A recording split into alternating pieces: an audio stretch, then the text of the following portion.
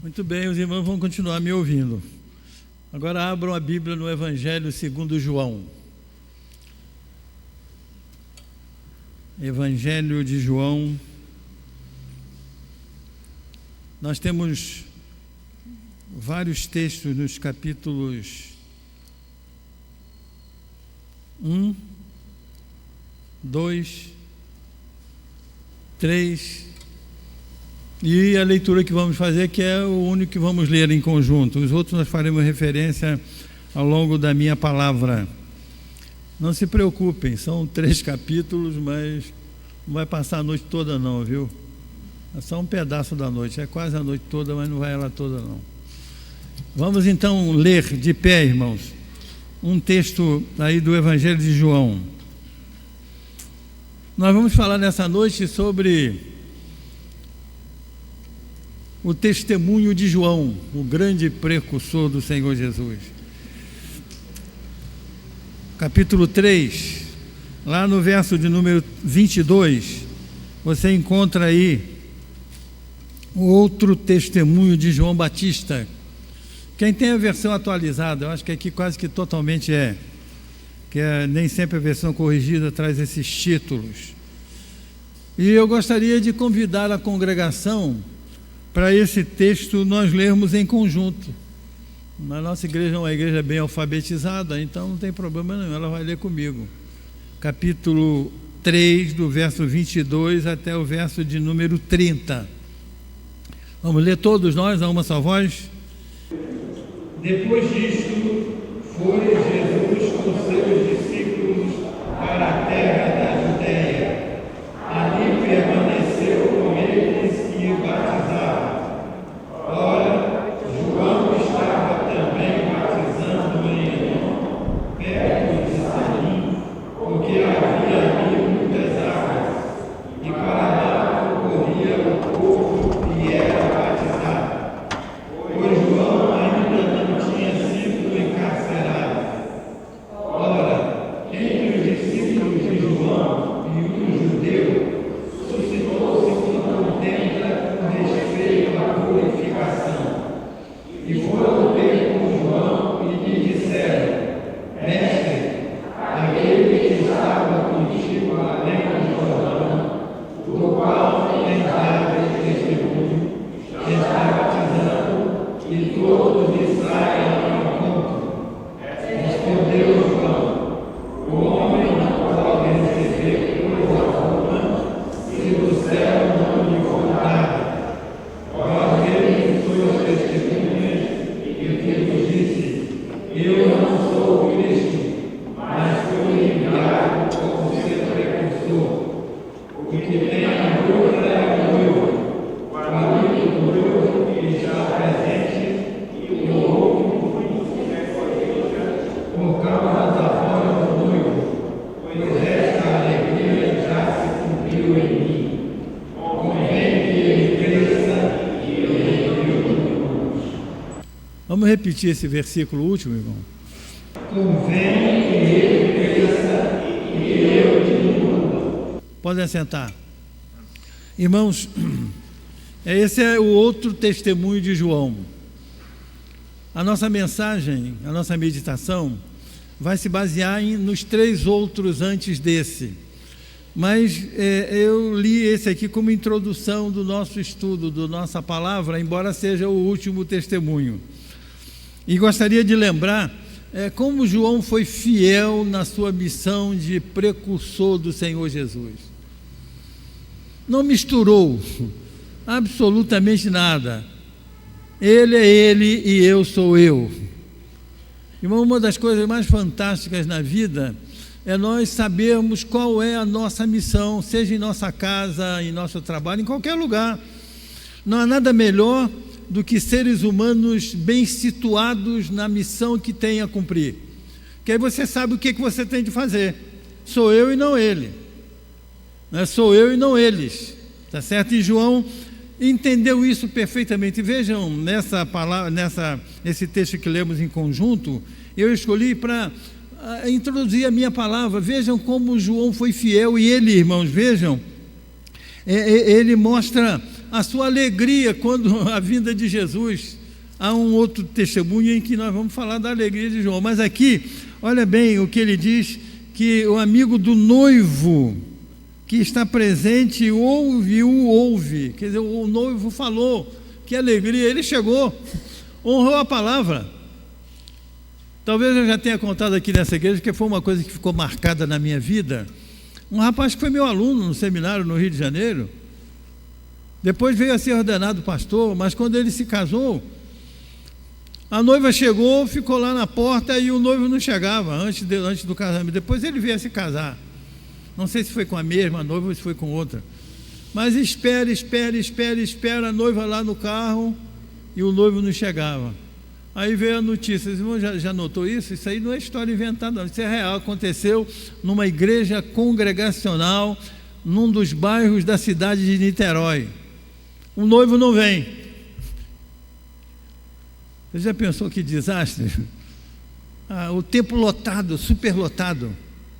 É uma igreja de tamanho bom lá nesse bairro de Niterói. E logicamente no casamento lota mesmo, né? Familiares, amigos. E o noivo não chegou. E João usa essa figura aqui. O amigo do noivo, quando o ouve, ele se alegra, porque ele honrou a palavra. Esse rapaz não honrou a palavra. Eu até o conheci bem, por várias razões, mas não foi para o casamento. E João diz que essa alegria nele já se completou. E lá no verso 30, irmãos, está, né, a colocação de João: convém que ele cresça e que eu diminua. Os discípulos dele tentavam colocá-lo contra Jesus. Ele está lá, ó. Foi com seus discípulos para a terra da Judeia e ali permaneceu. Então vejam, irmão, o que ele diz? Ora, estava também batizando em Enom. João estava também batizando em Enom. Aí eles deram testemunho: esse homem que você está dando testemunho dele aí, ó, está falando aí em tal lugar e está indo um mundão de gente atrás dele. Era para colocar um contra o outro, né? Sem dúvida. E aí João, depois dessas palavras que estão no versículo de 27 até 30, ele diz lá no 30: convém que ele cresça e que eu diminua. Coisa fantástica, irmão. E aqui, há alguns que conhecem já alguma coisa da língua original do Novo Testamento. João usa uma figura de linguagem de verbal, é um verbo que ele usa, que significa, irmãos, que você pega um quadro, né? Antigamente falava um quadro negro, hoje não pode falar quadro negro, porque não é negro, é branco, é de tudo quanto é cor, não é diferente. Mas pega um quadro e então faz uma seta subindo e outra no mesmo risco descendo. Essa figura que João faz. Convém que ele cresça, sempre crescendo, e que eu diminua, sempre diminua. É a figura que João usa aqui. E quem leu João nos tempos primitivos e conhecia a língua, entendeu essa linguagem. Que coisa fantástica. Crescendo, ele sempre crescendo e eu diminuindo. Porque o que eu sou diante do Senhor Jesus? Não sou nada. O que o ser humano é? Absolutamente nada, embora muitos se orgulhem, né? Então, irmãos, aí nós vamos lá para o início do Evangelho. João, irmãos, nós vamos ver a primeira declaração dele, declaração de testemunho de João. A primeira delas está do verso de número 15 até o verso 18. Eu vou ler apenas o verso 18, veja o que diz: ninguém jamais viu a Deus. Ninguém. Aí diz: o Deus unigênito que está no seio do Pai é quem o revelou. Esse é um dos versículos básicos para se explicar a exegese. Aqui dizem os autores, e com base nesse versículo é quem o revelou, que Jesus é a exegese de Deus. É como um espelho, né? Como um espelho. Se você pegar um espelho e olhar, você vê exatamente como você é. E olhando para Jesus, você vê Deus como exatamente Ele é. É isso que essa construção feita aqui por João quer dizer. O Deus unigênito que está no seio do Pai é quem o revelou. Então olhar para Ele é a mesma coisa. Eu e o Pai somos um. E aí a briga que se levantou no mundo da época, porque religiões que dominavam o mundo não admitiam jamais, quantas vezes lembramos isso, né?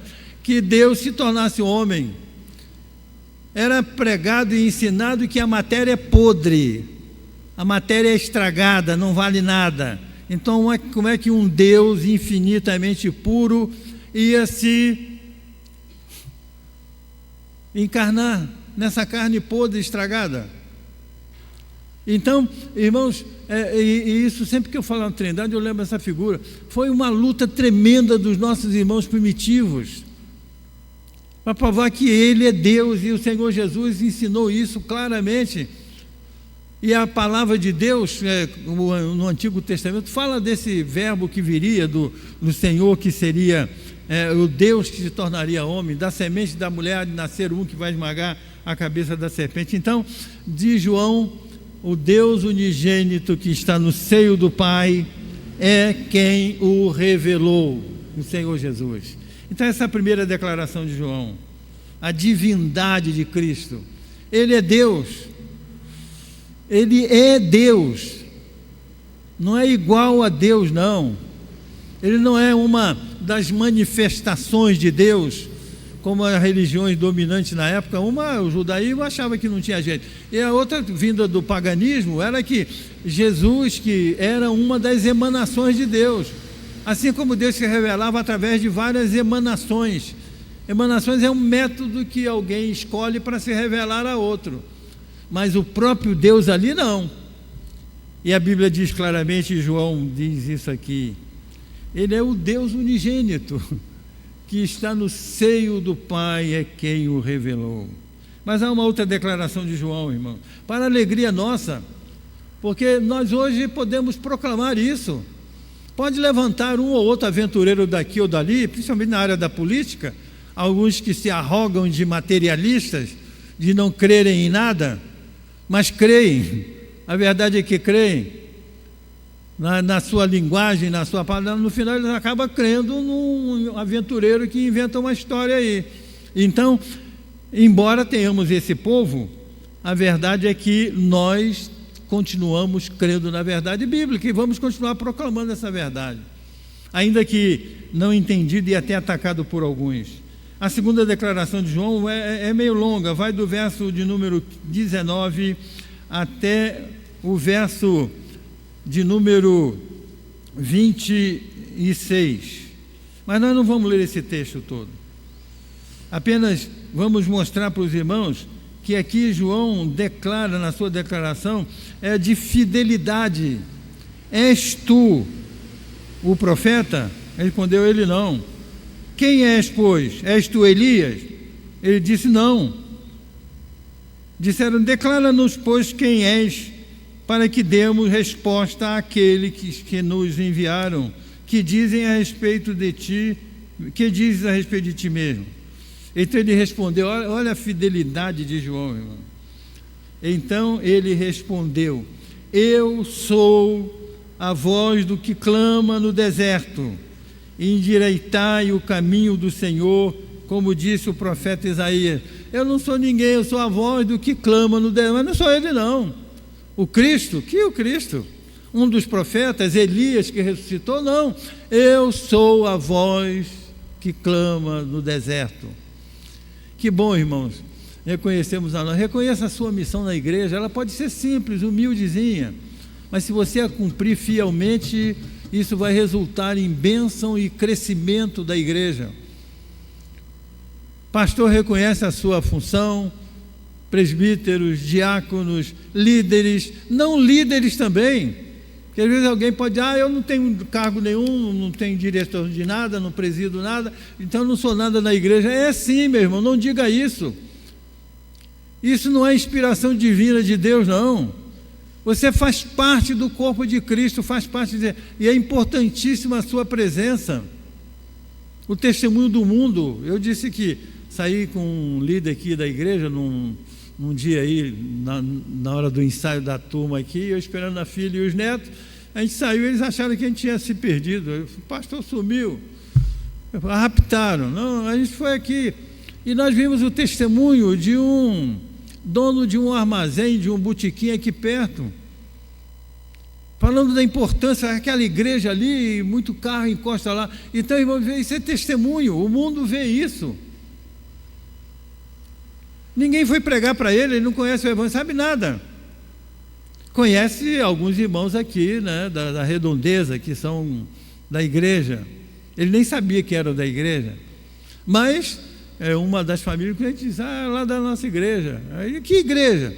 Aí a gente disse com ela, ele disse logo, por quê? Com a graça de Deus se construiu esse templo aqui, né? Com a graça de Deus, né? E a gente tem que agradecer a Ele. Num local privilegiado. E então, isso é testemunho. Quanto mais esses bancos estiverem cheios, lotados, mais o mundo vai ficar impressionado, irmão. Então não falte aos trabalhos da igreja. Muito ao contrário, fale com aquele que faltou hoje. Irmão, pelo menos no domingo. Tem os dias da semana, mas se domingo de manhã e domingo à noite esse templo estiver superlotado aqui, saindo gente pelo ladrão, o mundo lá fora vai ver isso e vai querer saber. Então você vai dizer, a razão é Jesus Cristo, é esse Senhor aqui, ó, que é tudo, que nós não somos nada, Ele é tudo, Ele é o Deus que se fez homem, é o homem que morreu em nosso lugar para nos salvar. Então, é a fidelidade de João. Não sou ele. Eu sou apenas a voz do que clama no deserto. E às vezes eu fico envergonhado. Puxa, mas o meu cargo é tão... Eu quero ser... Não, que história é essa? Quero ser presidente. Quem diz que tem que ser presidente? Por quê? Eu sou um dos elementos do corpo. Mas você tem o seu corpo, eu tenho o meu aqui. Tanto tem elementos... Até para os homens, para a própria segurança, né, para o seguro... Se eu perder uma pontinha desse dedo mínimo, o preço é um. Mas se eu perder um dedo indicador, aí já é outro, né? O próprio para o mundo é mais para o corpo, que é a igreja de Deus, e para nós mesmos faz uma falta tremenda, né?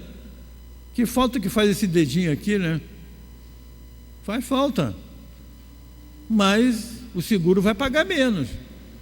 Tá certo? Então vejam bem, mas na igreja de Deus não tem isso de valer um mais do que o outro, irmão. Todos têm o mesmo valor diante do Senhor, porque senão o corpo não está completo. Eu posso ser o dedo mínimo na igreja de Deus, mas sou parte desse corpo e isso é uma honra, é inigualável, é algo fantástico. E irmãos, nós temos a terceira declaração de João, é reconhecimento. Parece a mesma coisa, mas é diferente. Veja do verso 29 até o 31. João diz aqui, no dia seguinte viu João a Jesus, esse texto eu vou ler, que vinha para ele, e disse, eis o Cordeiro de Deus que tira o pecado do mundo. É este a favor de quem eu disse, após mim vem um varão que tem a primazia, porque já existia antes de mim. Eu mesmo não o conhecia, mas a fim de que ele fosse manifestado a Israel, vim, por isso, batizando com água. Então vejam, João, o reconhecimento, né, de quem é aquele Senhor, o Senhor Jesus Cristo. E então, irmãos, que em nossa vida como crentes no Senhor Jesus, sejamos capazes, primeiro, de ter firme em nossa mente e coração o fato de que Jesus é Deus. Jesus é Deus. Não adianta as argumentações. Você que é aluno aí de primeiro, segundo grau, que não existe mais, né? É o ensino básico e o fundamental. O fundamental e o equivale ao médio, né? O ensino médio. Então, você vai ouvir professores falando asneiras. Mas firme-se, Jesus é Deus que se fez homem e morreu em nosso lugar. Seja lá que professor for. Ele pode ter doutorado onde é que for. Há muitos doutorados por aí que eu tenho minhas dúvidas sobre eles.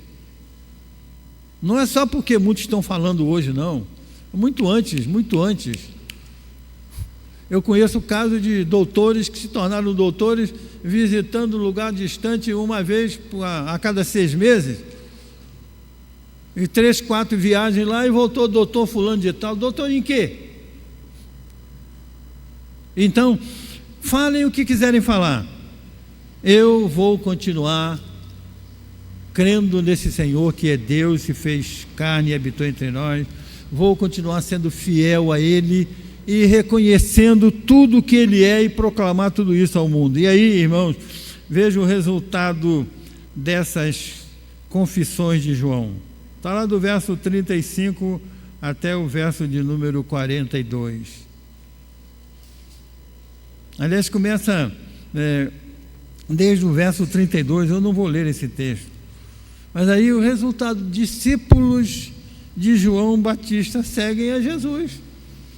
É este Senhor, Deus que se fez homem, esse Senhor a quem tu tens servido e de quem tu falas, meu mestre, né? Diriam ou teriam dito os discípulos, eu quero seguir esse Senhor.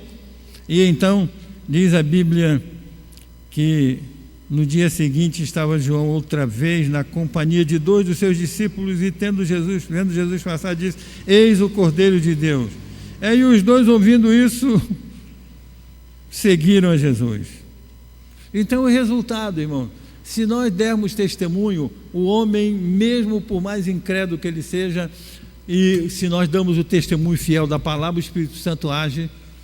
Não vai ser pela nossa palavra, pelo nosso testemunho em si, porque mas alguém está testemunhando como? Testemunhando daquilo que ele acha que é e colocando as coisas dele, né?